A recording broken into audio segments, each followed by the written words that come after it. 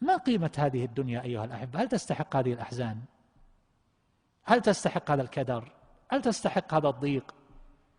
ابتسم واشرح صدرك وحلق عاليا. العيش هناك وليس هنا. هذه دار الأكدار والحزن، والجميع يقلب فيها بالكدر والحزن، لا تستثني أحدا. لكن أهل الإيمان تكون سلوتهم بالله وبما عنده، فتخف عليهم وتهون المصائب وما يقع بهم من الآلام والعلل والأوصاب. هذا الفرق.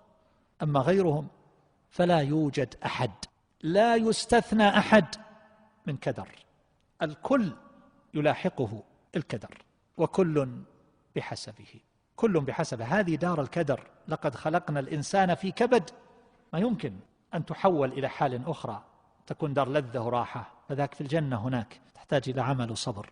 هذا الذي يكون في الدنيا من المتاع وما إلى ذلك لا قيمة له، عرض زائل وعما قريب يتقشع.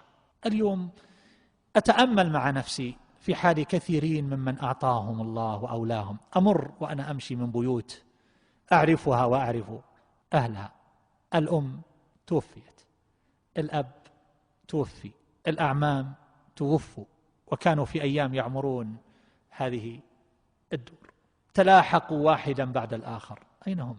أين الأموال التي كانت في أيديهم؟ أين المراكب؟ كل ذلك لم يبق منه شيء.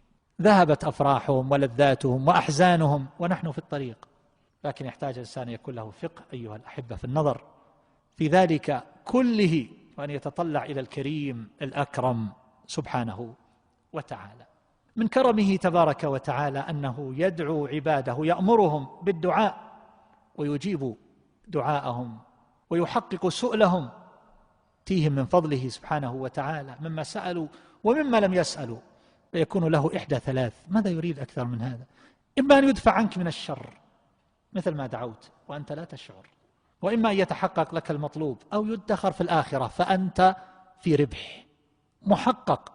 وإذا سألك عبادي عني فإني قريب أجيب دعوة الداعي إذا دعان، أجيب دعوة الداعي إذا دعان، فليستجيبوا لي وليؤمنوا بي لعلهم يرشدون.